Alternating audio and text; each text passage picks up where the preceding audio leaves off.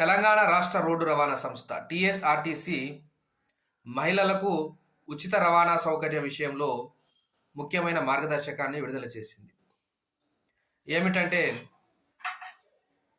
మహిళలు తమతో పాటు ఏదైనా ఒక ధృవీకరణ పత్రం, అంటే ఆధార్ కార్డు కానీ, డ్రైవింగ్ లైసెన్స్ కానీ, పాన్ కార్డు కానీ, ఇలా ఏదో ఒక ధృవీకరణ పత్రం చూపించినట్టయితే కండక్టర్ వారికి 0 టికెట్ ఇష్యూ చేయడం జరుగుతుంది.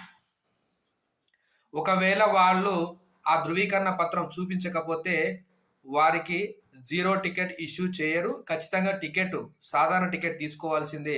ఒకవేళ అలా టికెట్ తీసుకోకుండా ప్రయాణం చేస్తే వారికి 500 రూపాయల ఫైన్ వేయడం జరుగుతుందని మార్గదర్శకాలు విడుదల చేయడం జరిగింది.